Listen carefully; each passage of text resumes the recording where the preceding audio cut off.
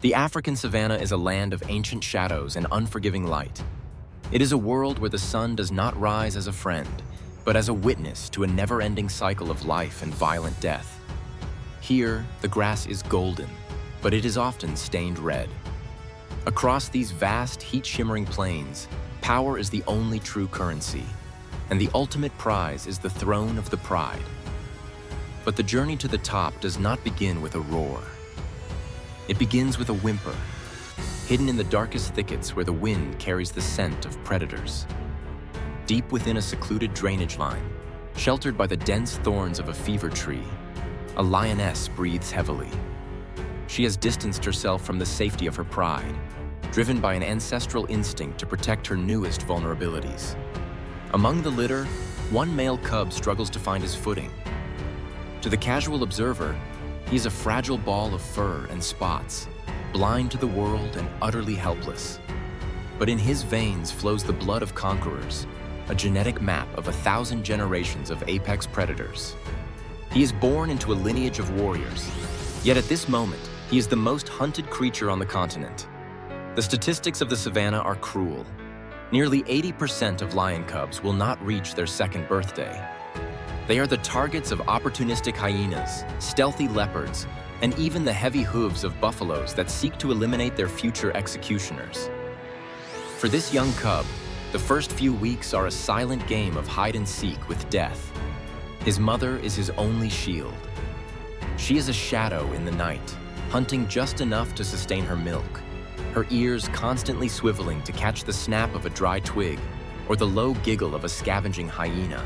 After 6 weeks of isolation, the time comes for the cub to face his destiny. The mother leads her litter out of the thicket and toward the heart of the pride. This is the introduction to the social machine that will shape him. As they approach, the cub encounters the massive presence of the reigning kings, the pride males. These are titans of muscle and bone, adorned with thick, dark manes that signal their dominance over the territory. To the cub, his father is a mountain of golden fur. A single swipe of those massive paws could end his life, yet there is a terrifying grace in their interaction. The king let out a low, vibrating growl, a sound that can be heard 5 miles away, reminding the cub that he is entering a world of absolute hierarchy. In the pride, the cub learns that he is not a pampered prince, but a soldier in training. He plays with his siblings and cousins, but these games are far from innocent. Every pounce, every bite to the neck, and every wrestle in the dust is a rehearsal for the violence that will define his adulthood. He is disciplined by the lionesses and ignored or occasionally cuffed by the big males. He learns the language of the tail, the meaning of a snarl, and the scent of a border under threat. But even within the warmth of the pride, the shadow of the brutal rise looms large. He watches the older males patrol the boundaries, their bodies scarred from previous wars. He sees the way they look toward the horizon, always watchful for the nomadic drifters who lurk in the distance, waiting for a moment of weakness to strike. The cub does not yet know that his greatest enemy is not the hyena or the hunger, but time itself. As he grows, the very pride that protects him will eventually become the cage he must break out of. The sun sets over the horizon, casting long, blood-red shadows across the plains. The cub huddles against his mother, listening to the synchronized breathing of the pride. For now, he is safe. He is a legend in the making, a ghost in the grass. But the peace of infancy is a fleeting illusion. In the world of the lion, the throne is never given. It is taken through a journey of fire and blood. And for this cub, the first lesson of the savanna is the most important one. Before you can rule the kingdom, you must first survive the night. As the months turn into years, the golden innocence of the cub begins to fade, replaced by the raw, surging energy of a sub-adult. He is now a teenager of the plains, a muscular frame of nearly 400 pounds, sporting a scruffy, mohawk-like mane that signals a dangerous change. In the pride, his presence is no longer a source of joy or play. To the reigning kings, he is no longer a son. He is a shadow of a future rival. The air between him and the alpha males thickens with a new kind of tension, a biological friction that can only end in one way: The transition is not a gradual departure, but a violent eviction. One afternoon, under the oppressive heat of the dry season, the young male makes the mistake of lingering too close to a fresh kill, or perhaps holding the gaze of the lead male for a second too long. In an instant, the father he once looked up to transforms into a terrifying wall of muscle and teeth. There is no room for sentiment in the wild. With a series of earth-shaking roars and lunging strikes, the pride leaders drive him toward the edges of the territory. The lionesses, the mothers who nurtured him, stand back and watch in silence. They know the law. To stay is to die. By the time the sun dips below the horizon, the young lion finds himself on the far side of a river or a ridge he was never allowed to cross. He is alone. This is the fall from grace, the most psychologically and physically taxing period of a lion's life. The transition from being a member of a coordinated killing machine to a solitary wanderer is a shock to the system. For the first few nights, the silence is deafening. There is no pride to groom his fur, no sisters to huddle against for warmth, and most importantly, no one to help him hunt. A lone subadult male is a clumsy predator. He has the strength to kill, but not yet the stealth or the experience to do it alone. He attempts to stalk a zebra, but he is spotted too soon. He tries to tackle a Cape buffalo, only to be nearly gored by its massive horns.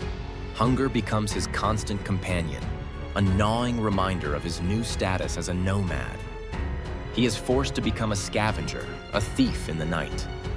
He shadows packs of hyenas, waiting for them to make a kill so he can rush in and snatch a few scraps of gristle and bone. It is a humiliating existence for a creature born to be a king. He is thin, his ribs begin to show, and his once glossy coat is matted with dust and the scars of narrow escapes. He is a ghost moving through the territories of other powerful prides, always careful to stay downwind, knowing that if the resident males catch his scent, they will hunt him down and kill him simply for existing. Every roar he hears in the distance is a warning that the land is owned by someone else. The savanna, which once felt like a playground, has become a labyrinth of invisible borders and deadly consequences. He spends his days hiding in the thickest brush, moving only under the cover of darkness. This isolation is more than a physical test. It is the forge where his character is tempered. The desperation fuels a simmering aggression. He is learning that in this world, if you do not have a throne, you have nothing. But in this period of exile, a glimmer of hope emerges from the darkness. He is not the only outcast on the plains. One night, near a stagnant waterhole, he encounters another young male, perhaps a brother or a cousin from a neighboring pride who has suffered the same fate. Initially, they snarl, their instincts telling them to fight for the meager resources available. But a higher logic prevails, the logic of the coalition. They realize that two outcasts have a better chance of survival than one. They begin to travel together, two shadows moving as one. They share their meager kills and watch each other's backs while they sleep. This is the birth of a brotherhood. They are no longer just survivors. They are becoming a small, mobile army. They are the nomads, the landless warriors, and they are growing stronger every day. The scars on their faces are no longer marks of shame, but medals of endurance. They are learning the most important lesson of the exile, that to take the throne, they must first build a brotherhood of blood. The rise to power is no longer a dream, it is becoming a mission. Months turn into years, and the harsh curriculum of the wilderness begins to produce its most lethal graduates. The scrawny, rib-thin nomads who once scavenged for scraps have vanished. In their place stand two formidable engines of destruction. Their bodies have filled out, packed with hundreds of pounds of rippling muscle, and their manes have grown into thick, dark helmets of hair that protect their necks and chests. These are no longer the frightened youths who were chased from their homes. They are prime males in their absolute physical peak. This stage of their journey is the path of the warrior, a time of relentless refinement. Every day is a lesson in the mechanics of violence. They have moved beyond the small, easy kills of their youth. To sustain their massive frames, they must target the titans of the savanna. They begin to specialize in the Black Death, the Cape buffalo. These 3/4-ton beasts are among the most dangerous animals on Earth, possessed of a vengeful intelligence and horns like sharpened granite. The hunt is no longer a desperate scramble, it is a calculated operation. The brothers work in perfect silent synchronicity. One acts as the distractor, drawing the attention of the lead bull, while the other circles through the tall grass, belly to the earth, positioning himself for the strike. When the moment comes, it is an explosion of visceral power. They don't just hunt for calories, they hunt to test their limits. Each successful takedown of a buffalo reinforces their bond and their confidence. They learn how to take a hit, how to dodge a horn, and how to hold on even when their bodies are being dragged through the dust. The scars they earn now are different from the ones they got as cubs. These are the calluses of a conqueror. But their training is not limited to hunting. They are beginning to play a dangerous game of psychological warfare. They no longer skirt the edges of established territories in total silence. Instead, they begin to test the air. They linger at the scent markings of the resident kings, sniffing the bushes and trees where the alphas have sprayed their musk. They are reading the biography of their enemies. They can tell from a single scent how many males are in the pride, how healthy they are, and, most importantly, how recently they were there. Sometimes, they venture deep into the forbidden zones under the cloak of a moonless night. They aren't looking for a full-scale war yet, but they are looking for a reaction.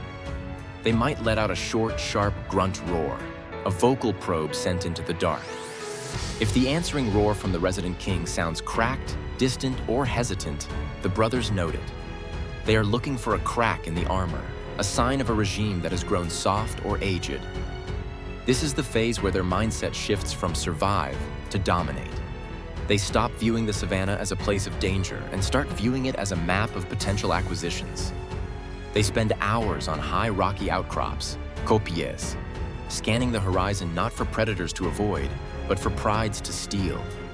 They watch the way the resident males interact with the lionesses, and they feel a primal biological urge to replace them.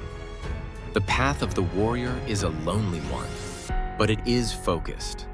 The brothers have become a closed circle, an elite unit that trusts no one but each other. They share their wounds, licking the gashes on each other's shoulders after a fight. This mutual dependence creates a psychological advantage that solitary lions can never match. They have realized that the throne is not just about strength. It is about the will to endure more pain than your opponent. As the wet season returns and the grass grows tall enough to hide a killer, the brothers stop moving. They have found a territory that suits them. A lush valley teeming with game, held by a pride whose leaders are past their prime. The time for practicing is over. The path has led them to the doorstep of their destiny. They are no longer running from the giants of the plains. They have become the giants. And tomorrow, they will stop grunting in the shadows and finally let out a roar that demands an answer. The time for scouting and testing is over. The atmosphere on the plains has shifted. A heavy electric stillness hangs over the valley, the kind of silence that precedes a catastrophic storm. The brothers have chosen their target, a sprawling territory governed by two aging kings who have held this land for nearly 5 years. In the world of lions, 5 years is an eternity. The resident males are legends, their bodies covered in the scars of 100 battles, but their movements have grown heavy. Their joints ache in the cold morning air, and their manes, once thick and jet black, are thinning. They are relics of a passing era, and the brothers are the heralds of the new one. The conquest does not begin with a frontal assault. It begins with psychological erosion. For 3 nights, the brothers move along the borders, roaring in a synchronized, thunderous rhythm that shakes the very earth. It is a declaration of war. They are telling the resident kings, the lionesses, and every creature within earshot that the current administration is over. These roars are designed to strike fear into the hearts of the defenders, and to let the females know that a stronger, more virile option has arrived. On the 4th night, the brothers cross the line. They do not hide. They march directly into the heart of the pride's core territory. The confrontation happens near a dried-up riverbed, under the cold, indifferent light of a full moon. The 2 resident kings stand their ground, their tails twitching, their lips pulled back in a terrifying display of yellowed teeth. There is no negotiation. There is only the sudden, violent explosion of 4,000 pounds of combined muscle and fury. The battle is a chaotic symphony of violence. It is not like the clean, swift kill of a hunt. This is a brawl of endurance and raw hatred. The brothers work as a team, one pinning an older male down while the other lunges for the throat and spine. The air is filled with the sound of bone hitting bone, the sickening rip of skin, and roars so loud they seem to vibrate through the rib cages of everything nearby. The dust kicked up by their struggle creates a golden fog, through which only the flash of claws and the glint of eyes can be seen.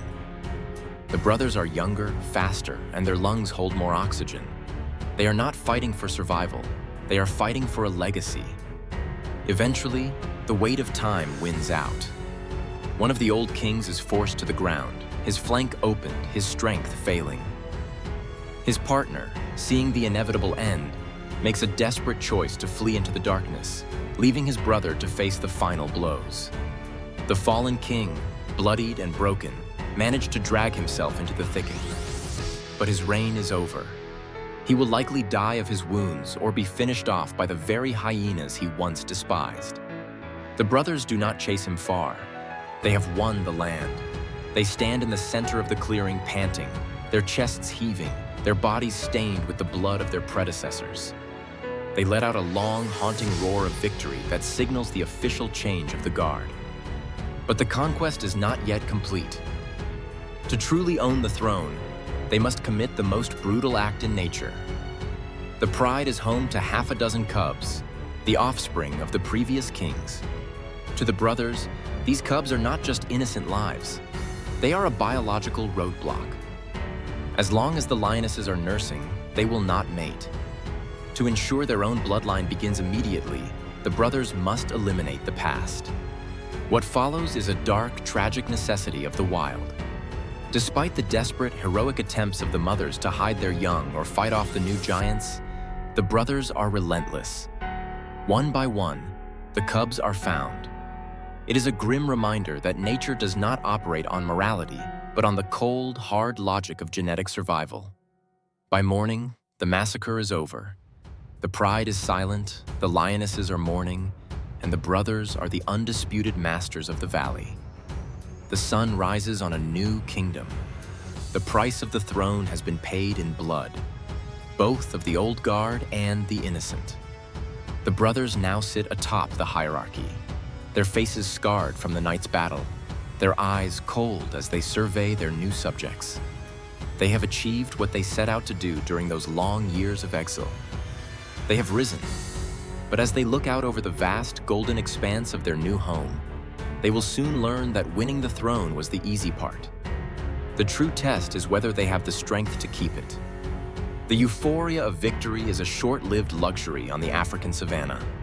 As the brothers settle into their roles as the undisputed lords of the valley, they quickly discover that the throne is not a place of rest, but a pedestal of perpetual tension. The crown they fought so hard to seize is made of thorns, and every day they wear it, the weight grows heavier. The brutal rise has ended, and the grueling era of the king's burden has begun. Their first and most delicate challenge is the reconstruction of the pride's social fabric. The lionesses, the true backbone of the pride's survival, are not submissive subjects. They are grieving mothers. The brothers destroyed their offspring to reset the biological clock, and for months, the air is thick with resentment and cold avoidance. The males must now prove their worth, not through violence, but through protection. They must demonstrate that they can offer a security that the previous kings could not. Gradually, the cycle of life turns. New cubs are born, this time bearing the genetic signature of the brothers. For the first time, the kings have something to lose. Their aggression is no longer fueled by ambition, but by a fierce paternal paranoia. The physical demands of kingship are relentless. While the lionesses handle the majority of the hunting, the males are the pride's heavy infantry. Their life is a never-ending patrol. A territory this size, rich in water and game, is a beacon for every drifter and nomadic coalition within a 50-mile radius. The brothers spend their nights walking the perimeter, a grueling trek that can cover 10 to 15 miles in a single evening. They stop at every prominent bush and rock to spray their scent, a chemical warning that screams, "Keep out," to the darkness. They roar until their throats are raw, sending out a seismic message of dominance that serves as a deterrent to the invisible enemies lurking in the shadows. But the warnings are not always enough. In the world of the lion, power is an invitation to be challenged. The brothers are now the old guard, and they are being watched by younger, hungrier versions of themselves. They encounter the drifters, nomadic males who test the borders, looking for a moment of weakness or a night when one brother is separated from the other. The kings are forced into frequent skirmishing battles. Every month brings a new confrontation, a new set of claws to dodge, and a new set of teeth to lock onto. The toll on their bodies is visible. The sleek, perfect warriors who took the throne are now a tapestry of scar tissue. One brother may carry a permanent limp from a buffalo kick. The other may have a torn ear or a clouded eye from a midnight brawl with a challenger. Their manes are matted with dried mud and the blood of intruders. They are perpetually exhausted, their sleep fitful and easily broken by the distant laughter of a hyena or the snapping of a twig. They are learning the ultimate irony of the savannah. The more territory you own, the more you have to fear. Furthermore, the environment itself is a constant adversary. During the harsh dry seasons, the prey disappears, and the pride faces the specter of starvation. The kings must lead their family through dust and heat, sometimes engaging in desperate hunts for massive hippos or giraffes, prey that can kill a lion with a single well-placed kick. The burden of leadership means that when the pride is hungry, the kings feel the pressure of the entire family's survival on their shoulders. They must be the first to charge and the last to retreat. As the years pass, the brothers begin to feel the slow, inevitable creep of time. The very strength that allowed them to conquer the valley is beginning to ebb. Their roars, once thunderous enough to silence the plains, now carry a slight rasp. They find themselves resting longer after a hunt and taking more time to heal from minor wounds. They look at their growing sons, the young princes of the pride, with a mixture of pride and a growing sense of destiny. They know that one day, these cubs will be the ones to push them out, just as they once pushed out their own fathers. The king's burden is the realization that the throne is never truly owned. It is merely rented, and the rent is paid daily in blood, vigilance, and sweat. They are the guardians of a legacy, the shield of a bloodline, and the architects of a peace that is only as strong as their next fight. They sit on their high kopje, scanning the horizon for the next storm, knowing that their reign is a brief flash of gold in the long, dark history of the wild.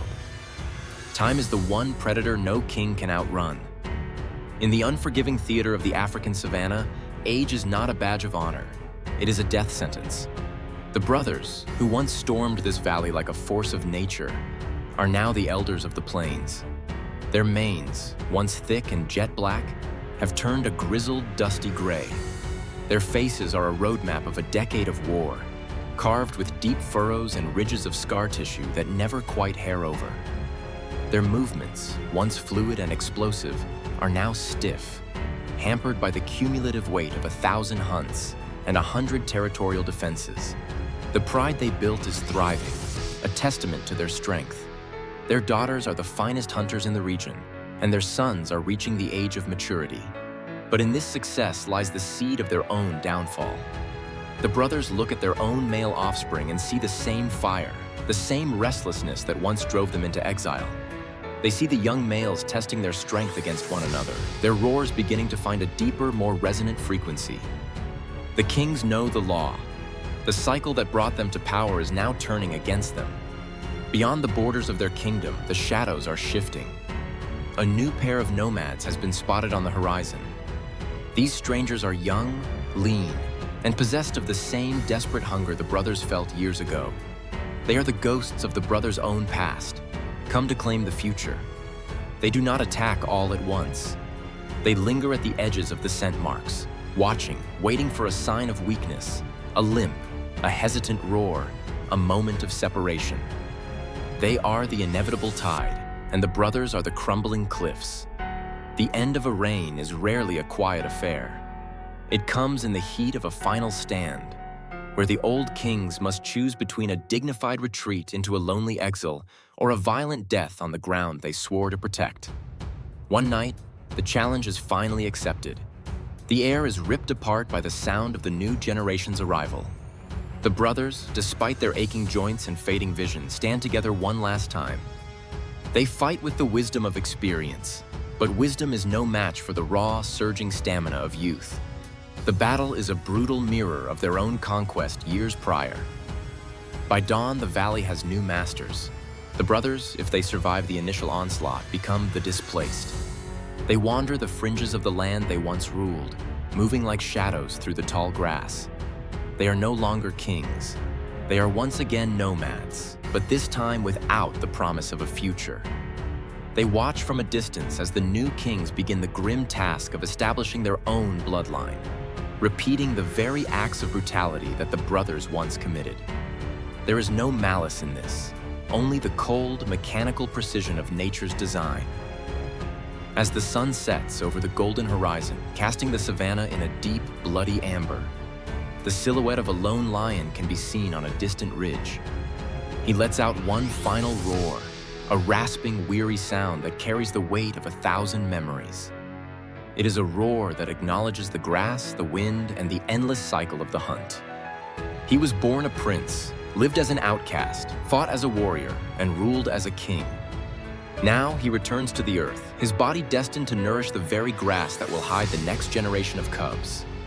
The brutal rise is not a single event, but a continuous loop. The throne is never empty for long. Even as the old kings fade into the silence of history, a new cub is being born in a thicket just a few miles away. He is small, spotted, and helpless, but in his veins flows the same ambition, the same fire, and the same destiny. The savanna remains indifferent to the names of the kings. It only cares that the roar continues. The story of the lion is the story of life itself. A relentless, beautiful, and brutal ascent to a throne that no one can hold forever.